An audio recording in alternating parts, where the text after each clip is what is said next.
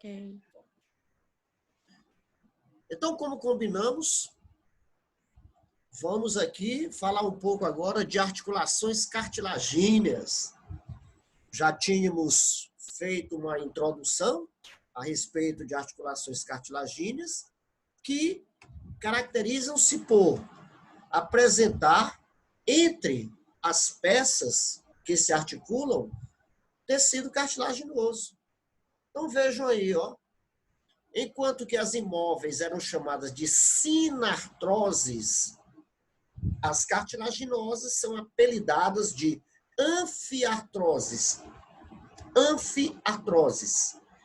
Esses termos, sinartroses, anfiartroses, nós veremos lá para as sinoviais, as diartroses, são nomes derivados, né, do latim, certo? Onde artro significa articulação. E aí eles colocam um prefixo, sina, anfi, dia, e quem tiver na curiosidade, procura ver qual o significado desses prefixos latinos. Artrose é articulação, tá bom? Então é colocado para poder também se referir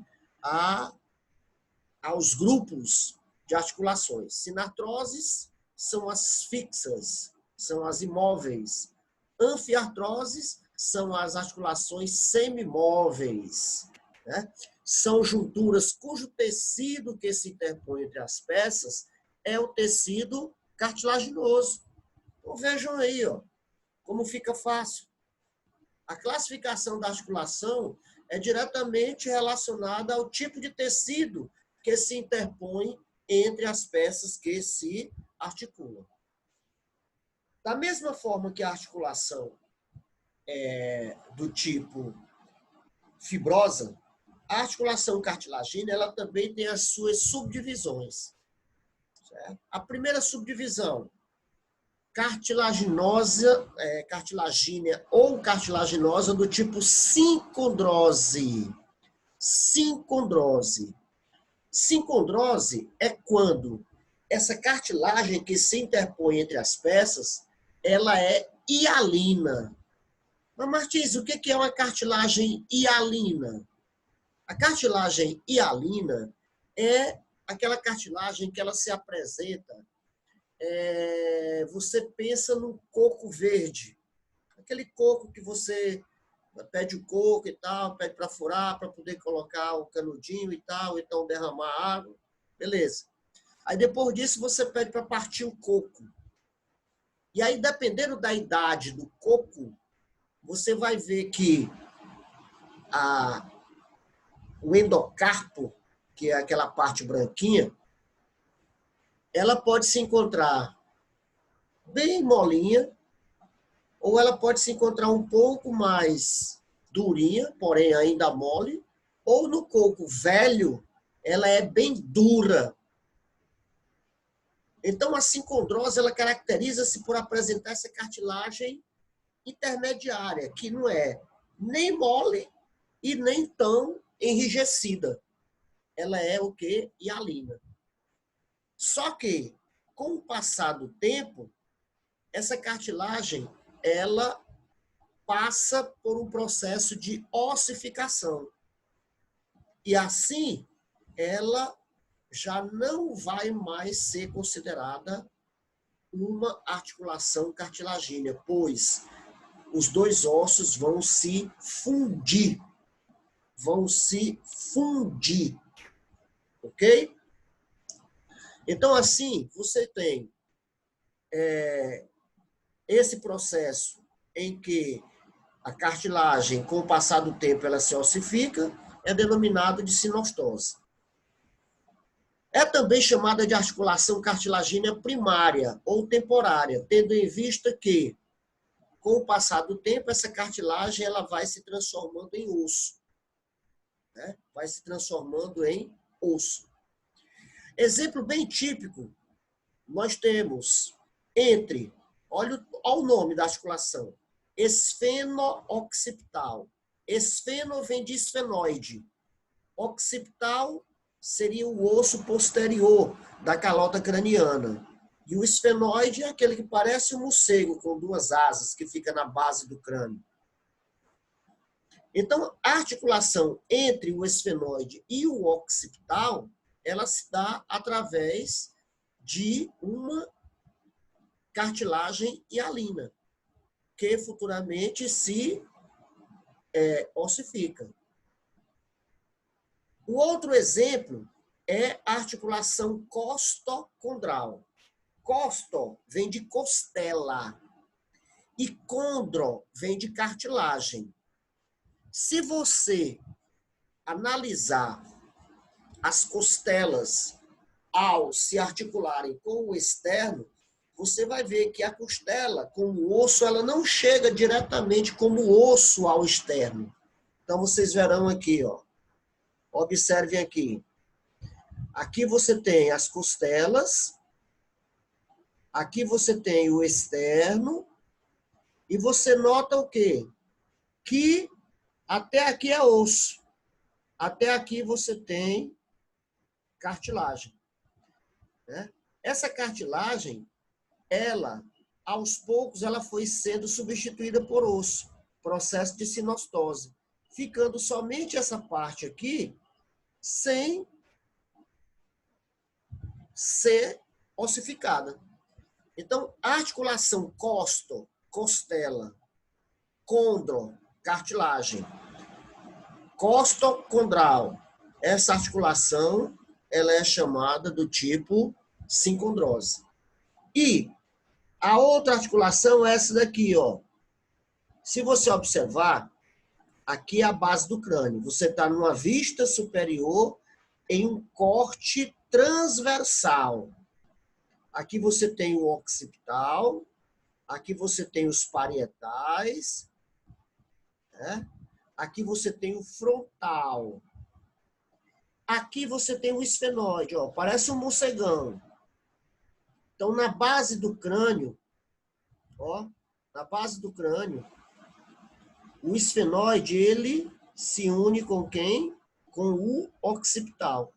Essa articulação esfeno-occipital é chamada de articulação esfeno-occipital e é considerada do tipo sincondrose.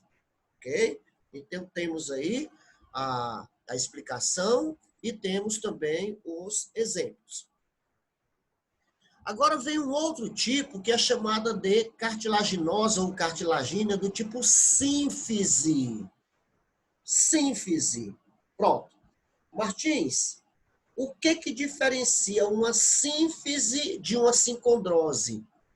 Meus amores, se lembrem do coco que eu falei para vocês.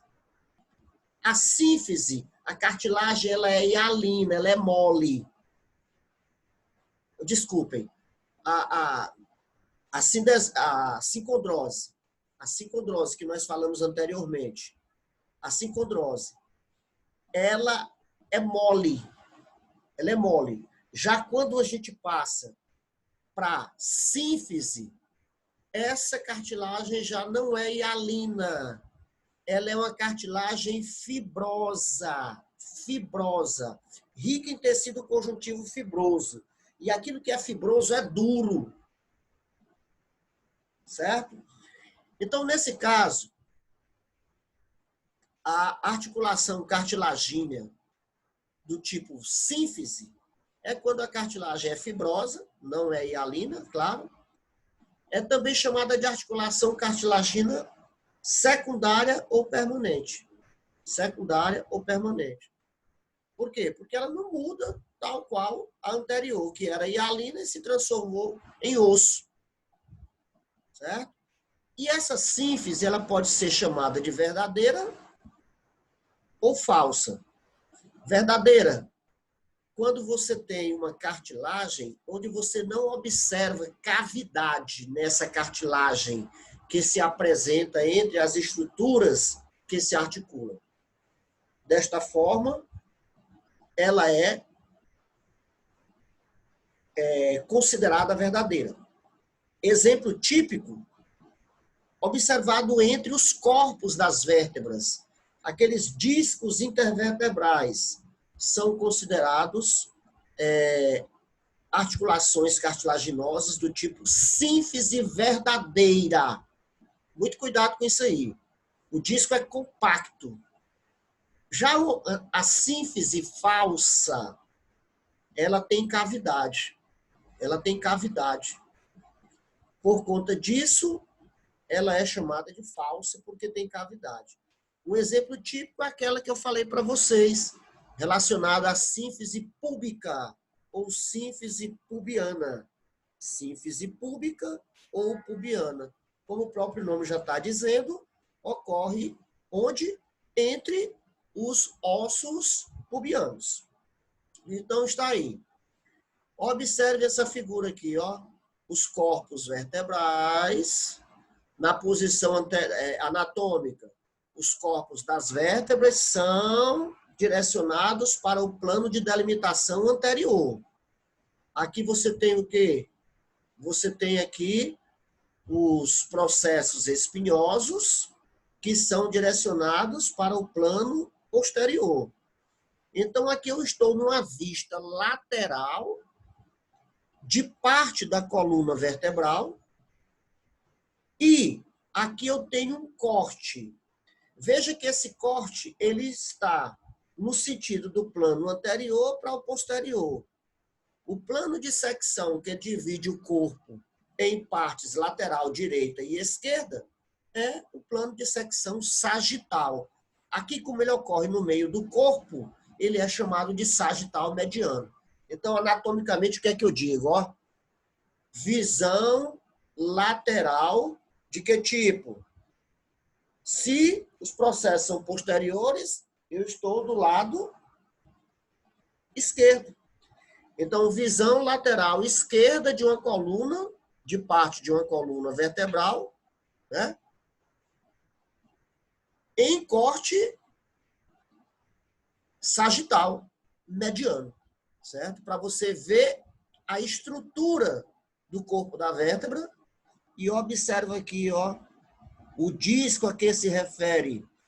Aqui é o disco intervertebral. Vejam que ele não tem cavidade. Portanto, ele é o quê? Uma sínfise verdadeira. Sínfise verdadeira. Agora, observe aqui agora. O que está acontecendo? O que é isso aí? Isso aqui é um osso do quadril. Né? Aqui você tem o osso do quadril direito, o osso do quadril esquerdo. Né? Para vocês que já devem ser experts aí nas estruturas dos ossos, né? Que já foi repassado o material para vocês, slides e tudo mais. Aqui você tem o quê? O acetábulo. A fossa do acetábulo, quer dizer, a fossa do acetábulo que vai o quê? Se articular com a cabeça do fêmur, certo? Cabeça do fêmur, acetábulo, fossa do acetábulo, que vai se articular com a cabeça do fêmur, né? Cabeça do fêmur. Aqui você tem o quê? O forame obturado, né? Forame obturado. Aqui você tem o isquio, né? Que é onde você senta. E aqui na parte anterior você tem o pubis. E aqui o que foi que o colega fez? Ele fez um corte frontal ou coronal, que é aquele corte que divide em partes posterior e anterior, mostrando aqui, ó, um disco. Um disco. Só que vocês notem que no centro tem uma cavidade. Então, ele é uma sínfise, só que por ter cavidade, é falsa. Né? E essa sínfise falsa, aqui entre os ossos pubianos, ela tem uma importância muito grande. Por quê? Porque ela pode deixar os ossos afastarem. E esses ossos afastando, eles vão contribuir, no caso das meninas, das mulheres, para a questão do parto, não é isso? Questão do parto. Os ossos se afastam para aumentar o canal de passagem da cabeça do bebê e do restante, é claro, do corpo do bebê. Ok?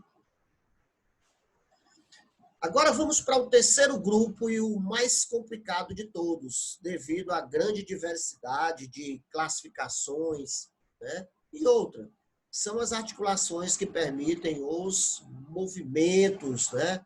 Contribuindo assim também para o processo de locomoção, que é muito importante na nossa espécie e outras espécies também de mamíferos. Então, as articulações sinoviais são também denominadas de diartroses. Olha o nome aí, ó. Né? Diartroses. A primeira, fibrosa, sinartrose. A segunda, cartilaginosa, anfiartrose.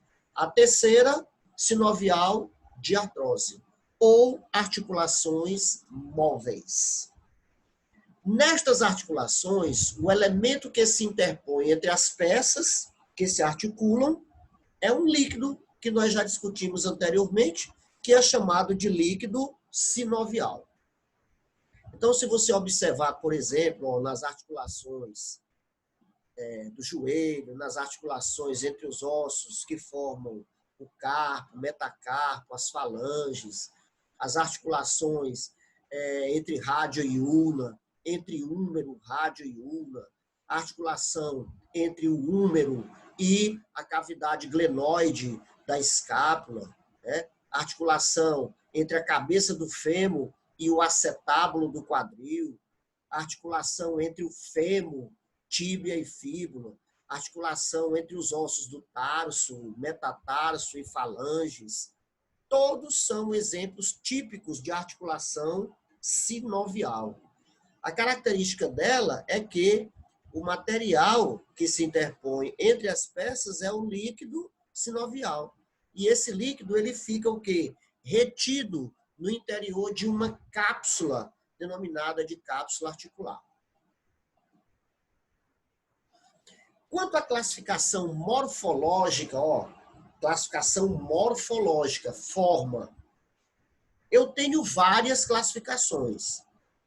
Vou apresentar algumas, porém, a que eu vou apresentar por último vai ser a mais importante e que normalmente é a mais cobrada, certo? Não tirando também a necessidade do conhecimento das anteriores. Então, a primeira é quanto ao número de extremidades ósseas que se articulam. Ora, para eu ter uma articulação, no mínimo eu tenho que ter 2 ossos. No mínimo. Então, uma articulação onde eu tenho somente 2 ossos se articulando, ela é considerada uma articulação simples. Exemplo, a articulação entre o primeiro osso metacarpiano e a falange proximal do primeiro dedo. A articulação entre a falange proximal do primeiro dedo e a falange distal do primeiro dedo. Aqui, só temos 2 ossos, 2 ossos, 2 ossos. Então, toda articulação onde você só tem 2 ossos se articulando é uma articulação simples.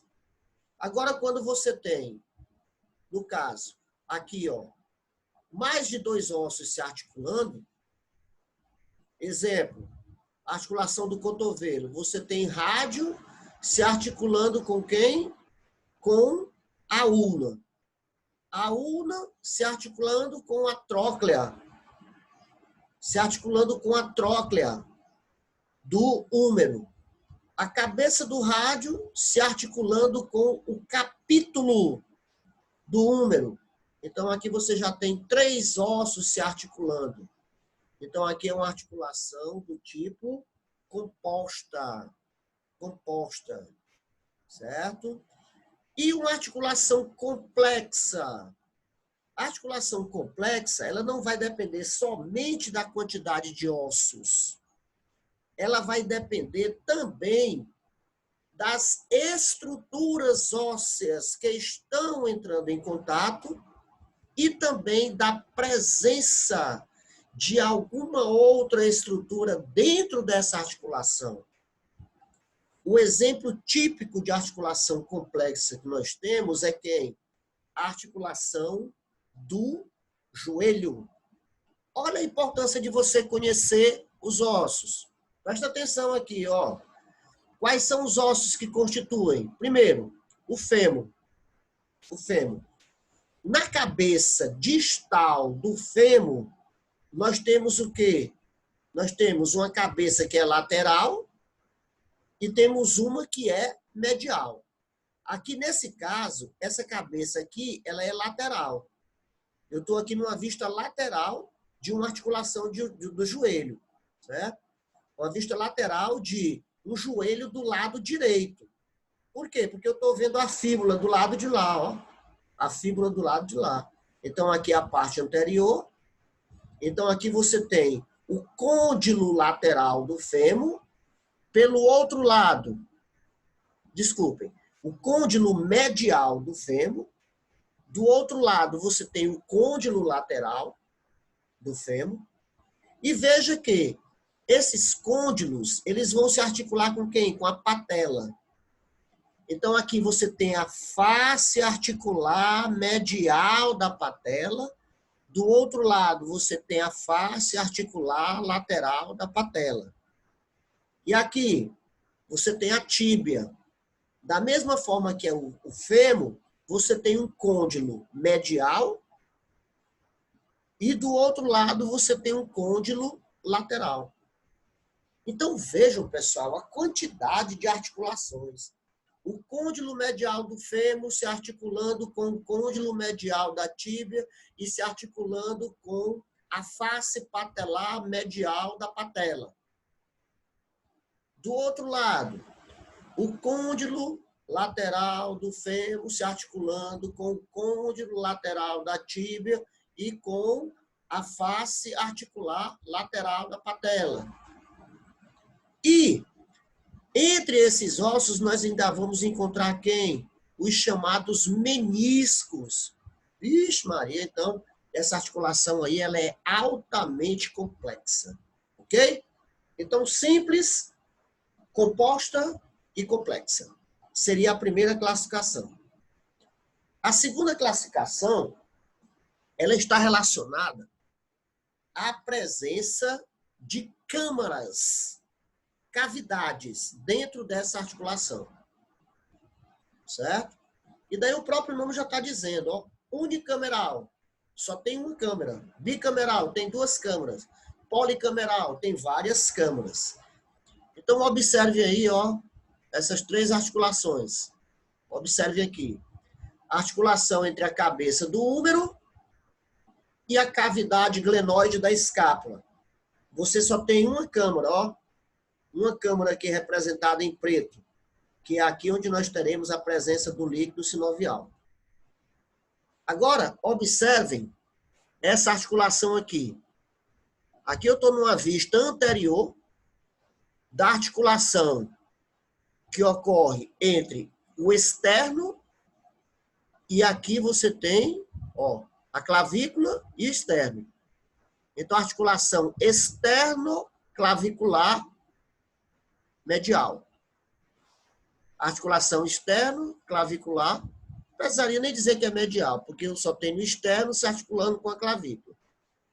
Observe a presença, com todo carinho aí, ó, de um disco dentro da articulação. E esse disco se interpõe entre os ossos manúbrio e cabeça medial da clavícula. Sendo assim, eu vou ter a presença de quem? Eu vou ter a presença de duas cavidades. Duas cavidades.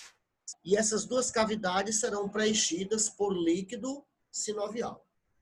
Ok? Então, tem duas câmaras? Tem. É bicameral.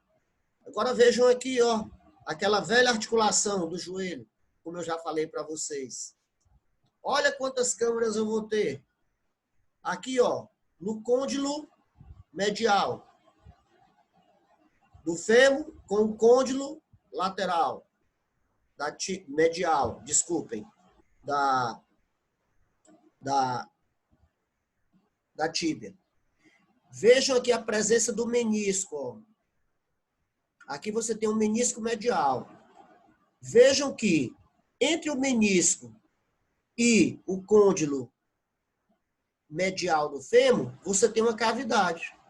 Entre o menisco e o côndilo medial da tíbia, você tem outra cavidade. Entre o côndilo lateral do fêmur e o menisco, uma cavidade. Entre o menisco e o côndilo lateral da tíbia, outra cavidade. Entre os côndilos do fêmur, outra cavidade. Entre os côndilos da tíbia, outra cavidade. Então, são várias cavidades, portanto, denominadas de policameral. Policameral. Ok? Agora vem aquela que eu digo para nós que é uma das mais importantes, que são as mais cobradas. Classificação morfológica agora. A primeira lá, a gente viu que era quanto à quantidade de ossos. A segunda era quanto à quantidade de câmaras. Agora, essa daqui, ela se torna muito importante, tendo em vista que eu vou ter que conhecer a anatomia das estruturas, das extremidades, dos ossos que estão entrando em movimento. Daí a importância de nós conhecermos os acidentes ósseos, né, de encontros anteriores. Quanto à forma das extremidades, nós temos que as articulações elas podem ser classificadas em planas, quando as peças que se articulam são planas. Gínglimo ou dobradiça, quando as peças que se articulam assemelham-se a uma dobradiça.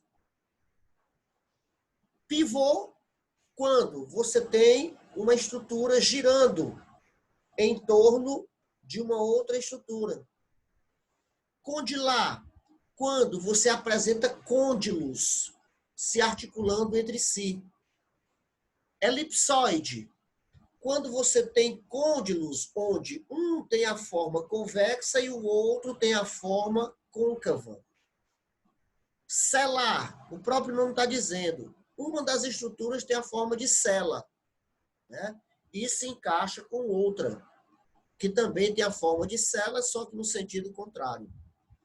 E esferoide, quando uma das peças que se articula apresenta-se sob a forma de um segmento de esfera, uma cabeça.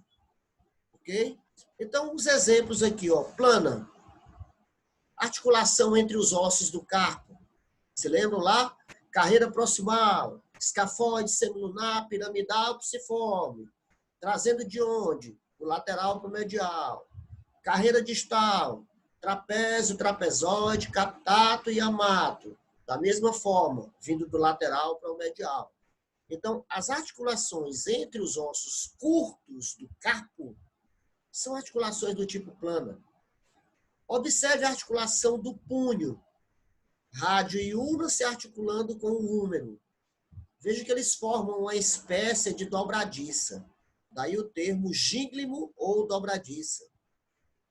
Veja a articulação entre o rádio e a ulna, na sua porção proximal e na sua porção distal. Esses ossos giram em torno de seu eixo longitudinal, ó. Então, formam uma espécie de pivô. Vejam a articulação aqui do tipo condilar, ó, os côndilos. Essa articulação do joelho, ela pode ser classificada como condilar e, ao mesmo tempo, ela pode também ser chamada de elipsoide, porque as cabeças do fêmur, elas apresentam uma convexidade e se articulam com a cabeça da tíbia, que se apresentam de forma contrária à convexidade, que seria côncava, né? Mas nós temos aqui a elipsoide, mostrando aqui a articulação do punho, ó. A articulação entre o rádio e ulna, na sua porção distal, com a carreira proximal dos ossos do carpo.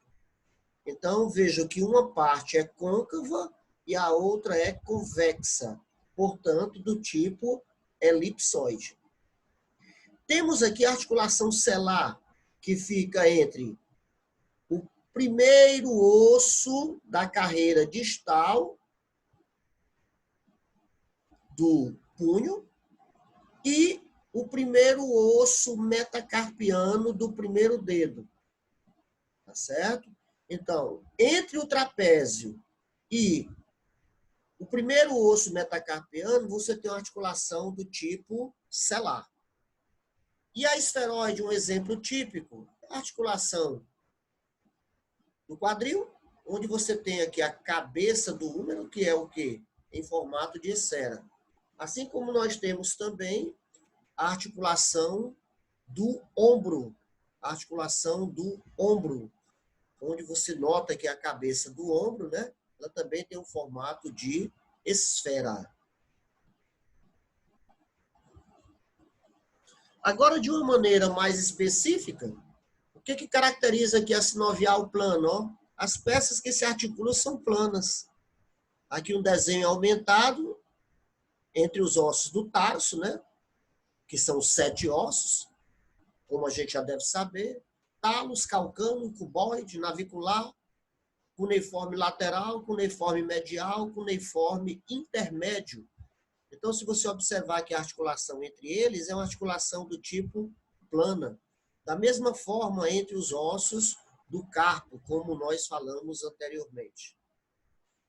Olha a gíglima ou dobradiça. Ela é como se fosse uma espécie de dobradiça. Ó.